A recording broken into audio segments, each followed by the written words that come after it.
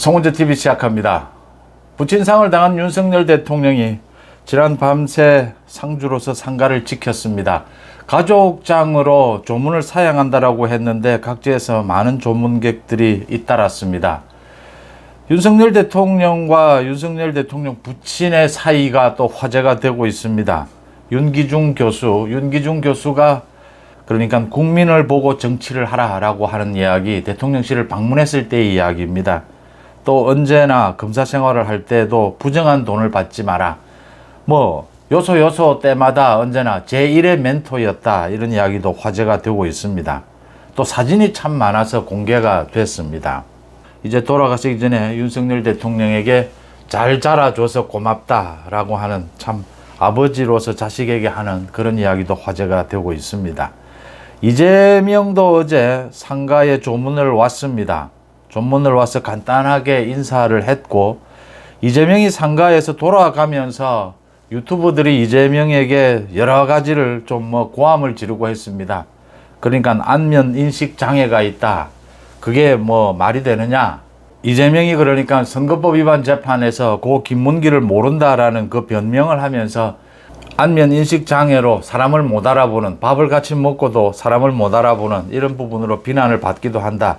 김문기도 그런 사람 중에 하나다. 이렇게 변명한 것에 대해서 일부 유튜버들이나 그 주변에 있던 많은 주민들이 이재명에 대해서 비난을 퍼부었습니다. 그래서 이재명이 좀 곤혹스럽기도 했는데 상가나 상가 주변에서는 그런 일은 일어나지 않는 것이 좋지 않겠나 이런 생각을 합니다. 이재명이 어제 당원들에게 장문의 편지를 썼습니다. 그러니까 내일 이제 이재명이 백현동 비리 이 개발 특혜 의혹 이 부분과 관련해서 검찰에 소환이 됩니다. 검찰 소환을 앞두고 검찰 진술서도 공개를 했습니다. 또 거기에 덧붙여 당원들에게 편지도 썼습니다. 백현동에서 자신은, 그러니까 검찰이 보고 있는 게 이 배임 혐의입니다. 자신은 배임 혐의가 없다. 자신은 떳떳하다. 1원짜리 하나 자신이 사익을 취하지 않았다. 라고 하면서 검찰이 조작을 했다. 검찰이 자신을 묻지마 기소를 할 것이다. 또 구속영장을 칠 것이다. 이건 검찰이 자신을 탄압하는 것이다. 이렇게 주장을 했습니다. 이재명이 계속해서 대장동을 비롯해서 이렇게 검찰 진술서를 내고 정작 검찰에 소환돼서 가서는 거의 묵비권을 행사하고 있습니다. 진술서로 대체하겠다. 이런 태도입니다. 이번 백현동의 검찰 수사도 그런 태도로 임하겠다라는 걸 밝힌 것이고, 또 앞으로 쌍방울 대북 송금 관련해서도 이런 식으로 진술서로 대체하겠다 이런 태도를 보인 셈입니다. 이재명이 어제 밝힌 백현동 개발에 관련된 자신의 검찰 진술서 이 부분을 좀 살펴보면 크게 두 가지입니다. 이게 배임이라고 하는 것이, 그러니까 성남시로 예를 들면 이재명이 시장으로 있으면서 자신이나 자신 주변 사람이 이득을 취하고 성남시에 손해를 끼쳤을 경우에 이게 배임이 성립이 됩니다. 이재명의 백현동 비리는 이재명이 백현동에 아파트를 개발하도록 각종 특혜를 몰아주고 이 개발 사업자가 3천억 원의 이득을 얻게 해주었다. 그 다음 자신의 주변이 이익을 취했다라는 것이 백현동의 배임 혐의입니다. 이재명이 어제 검찰 진술서 여러 가지 이야기를 했는데 증거도 내고 여러 가지 이야기를 했습니다. 그 중에 이재명이 주장하고자 하는 게 두 가지였습니다. 하나는 이 부지가 식품연구원 부지였습니다. 식품연구원이 이제 옮겨가면서 이 부지를 어떻게 할 것이냐라는 게 이게 국책 사업이었다. 그래서 박근혜 정부 당시에 박근혜 대통령과 국토부가 요구를 해서 이 용도 변경을 해준 것이다. 4단계 용도 변경을 해줍니다. 준주거지역으로 용도 변경을 해주는데, 그래서 이게 정부가 요구를 한 것이다. 이런 주장을 하나 했습니다. 그 다음 두 번째, 이 아파트 개발로 인해서 자신은 1원짜리 하나 사익을 취한 것도 없고, 또 성남시는 1,000억 원대의 이익을 환수를 했다. 그래서 여기에 무슨 배임죄가 성립될 여지가 있느냐 이런 주장을 했습니다. 그러니까 정부 요구에 의해서 용도 변경을 4단계 용도 변경을 해줬고, 성남시가 1,000억 원대 환수까지 했는데 여기에 배임죄가 왜 성립하느냐라는 게 지금 이재명의 주장입니다. 이 이재명의 이 주장, 이 혐의, 이 백현동 비리 이 구조가 대장동과 흡사합니다. 거의 판박입니다.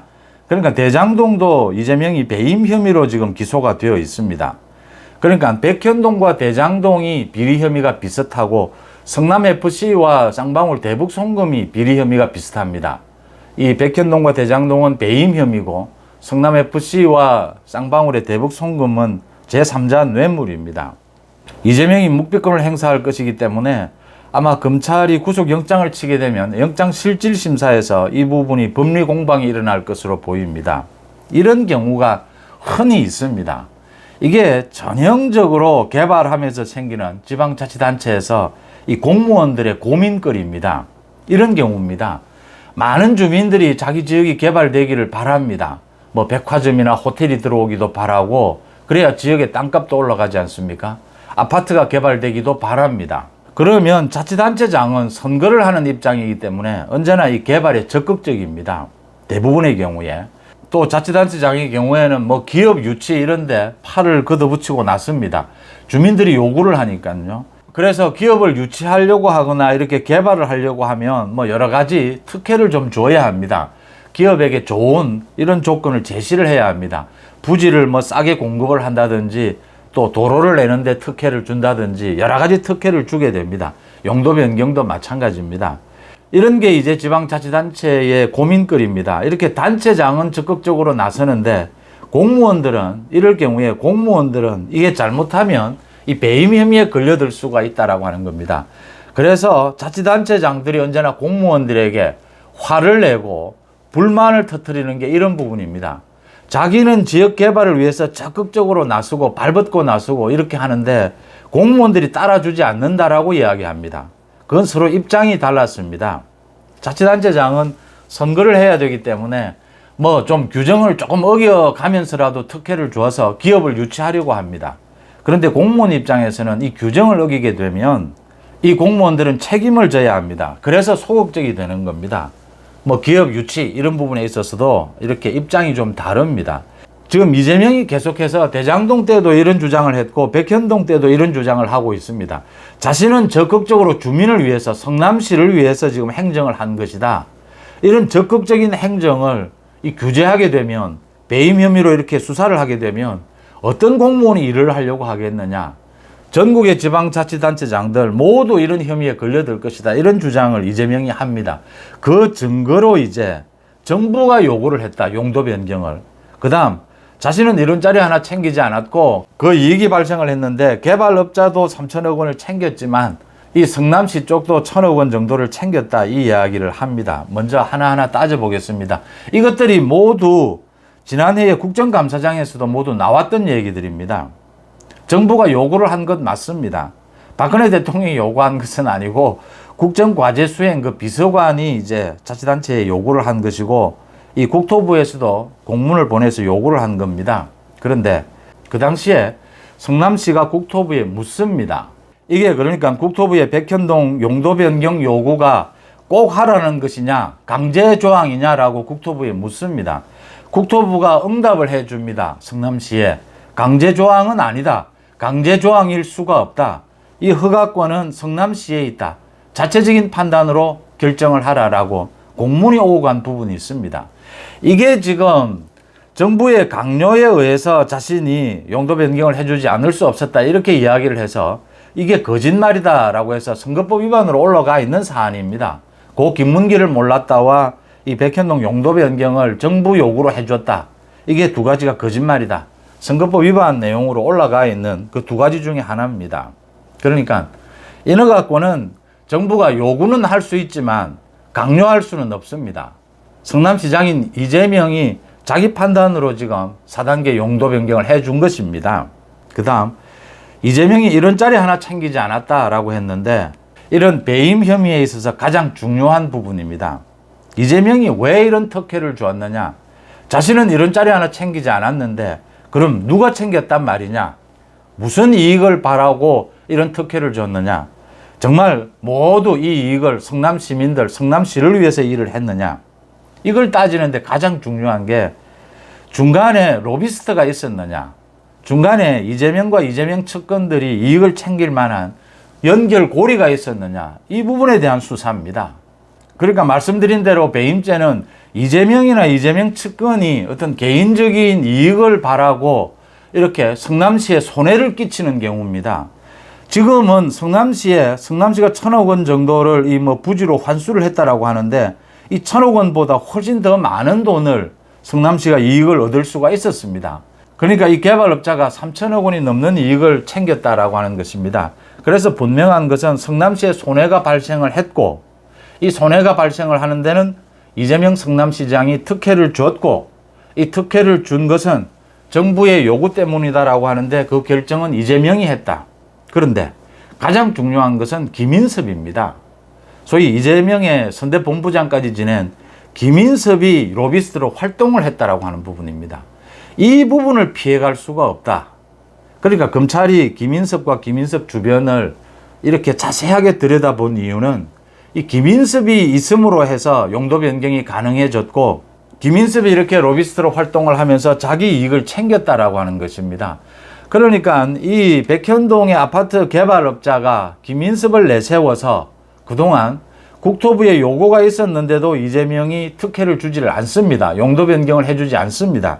그런데 김인섭을 로비스트로 내세우자 김인섭, 정진상이 굉장히 친했다. 김인섭을 로비스트로 내세우고 난 다음에 이 4단계 용도 변경이라고 하는 특혜, 갖가지 특혜가 이어지게 됩니다. 그 다음 이 김인섭은 당연히 이 아파트 개발업자로부터, 정바울입니다. 아파트 개발업자로부터 둘 다 구속이 되어 있습니다. 정바울, 김인섭 모두 이 개발업자로부터 70여 원 상당의 이익을 취했다. 그 다음 이제 법정 진술로도 나와 있는 것입니다. 정바울에게 200억 원 정도를 요구를 했는데, 그 중에 100억 원 정도는 이재명과 정진상에게 주려고 했다. 여기에 이 김인섭이 구속이 되어 있을 때 정진상을 비롯해서 이재명의 수행비서, 전 수행비서가 자주 면회를 했다. 뭔가 협의를 했다. 이런 부분까지 이제 검찰이 모두 밝혀낸 것입니다. 그래서 먼저 이재명이 자신은 이런 자리 하나 취득하지 않았고, 또 성남시도 1,000억 원 정도를 환수를 했고, 또 정부 요구로 이 4단계 용도 변경이라고 하는 특혜를 줬다. 그래서 배임이 성립할 여지가 없다라고 했는데, 배임이 충분히 성립을 합니다. 지금 이재명이나 정진상이 어떤 이득을 취했느냐는 현재까지 밝혀지지 않았습니다. 그렇지만 이 중간에 로비스트로 활동을 했던 이재명의 측근인 굉장한 이득을 취했다라고 하는 것이고요. 1,000억 원대 환수를 했다라고 하지만 아파트 개발업자는 3,000억 원 이상의 이익을 누렸다. 그래서 결과적으로 성남시는 손해를 봤다. 이런 구조가 되는 셈입니다. 이게 대장동의 배임 혐의와 꼭 같은 구조입니다. 그러니까 대장동에서 유동규가 한 그 역할, 로비스트 역할을 이 백현동에서는 김인섭이 한 셈입니다. 정리를 해드리자면요, 이런 지방자치단체에 있어서 이 아파트 개발이나 이런 개발을 두고 배임이 성립을 하느냐 하지 않느냐, 이게 모두 이재명처럼 자기는 시를 위해서, 도를 위해서 적극적인 행정을 하다 보니까 이렇게 됐다, 이렇게 해명을 합니다. 변명을 합니다. 그래서 검찰이 이런 부분을 수사할 때는 중간에 로비스트가 있었느냐, 로비가 오고 갔느냐, 이 부분만 밝혀내면 바로 배임이 성립을 합니다. 지금 대장동에서 한 유동규의 역할이 바로 가장 검찰의 수사에 초점이 되듯이, 이 백현동은 김인섭, 로비스트인 김인섭의 역할이 검찰 수사에 가장 초점이 되는 셈입니다. 김인섭을 고리로 해서 이런 특혜가 오고 갔고, 이런 이익이 오고 갔고, 성남시에 손해가 발생을 했다라고 하는 것입니다. 그래서 대장동, 백현동 모두 이게 배임 혐의는 성립이 된다. 이 수사를 하는 과정에서 이제 이재명이나 정진상, 이 이재명의 최측근들에게 금품이 흘러간 부분이 적발이 되면 이건 이제 뇌물로 바뀌는 셈입니다. 이런 구조로 되어 있다. 그래서 지금 이재명이 당원들에게 검찰 진술서 편지까지 이렇게 공개를 했는데, 이재명이 의뢰하는 수법들이었습니다. 대장동 때도 그렇게 했습니다. 그런데 이재명이 오히려 자충수를 둔 것이다, 계속 자충수를 두고 있다, 이렇게 보입니다.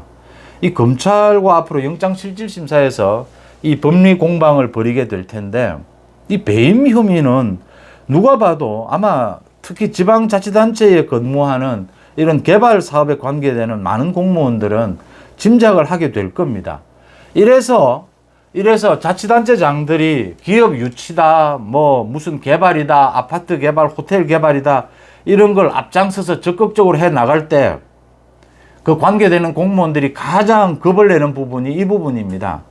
절대로 이게 이 특혜를 주는 부분이, 특혜를 주지 않으면 이 개발이 잘 되지를 않습니다. 특혜를 주더라도 배임에 걸려들지 않기 위해서 공무원들이 굉장히 조심을 합니다. 이재명처럼 이렇게 하지 않습니다. 성남시처럼 이렇게 노골적으로 하지 않습니다. 특히 중간에 로비스트가 관계가 되면 이런 일을 절대 추진하지 않습니다. 이게 성남FC 건이 터졌을 때도 이 문제였습니다. 그러니까 이재명이 그때도 이런 짜리 하나 차기는 받지 않았다. 그런데 성남FC가 모두 받은 것입니다. 전국의 자치단체장들이 다 이런 행동을 할 것이다. 이재명이 그렇게 했습니다. 당시에 홍준표가 나는 그러지 않았다라고 했습니다. 그 차이가 그러니까 대가를 줬느냐는 부분입니다. 뇌물에 있어서. 이재명은 대가를 준 것입니다. 특혜라고 하는 대가를. 그런데 홍준표는 경남도지사로 있으면서 대가를 주지 않습니다. 그냥 협찬금을 받습니다. 뭐 여러 가지 뭐 정치적인 뭐 또는 여러 가지 지역 사회에서의 여러 가지 협조 뭐 이런 상황이 되는 겁니다. 이게 뚜렷한 대가가 안 되는 겁니다. 그래서 제3자 뇌물이 되고 안 되는 경우였습니다. 백현동, 대장동 이게 배임이 되느냐 되지 않느냐, 중간에 로비스트의 역할, 이 부분에 대해서 검찰이 이미 수사할 만큼 수사했다. 많은 증거를 확보를 했다. 물론 정진상은 입을 다물고 있지만 이미 배임 혐의는 빠져나가기 힘들다 이렇게 보입니다. 이재명이 마지막 발부둥을 치고 있는 모습이다 이렇게 읽힙니다. 송은재TV 마칩니다. 고맙습니다.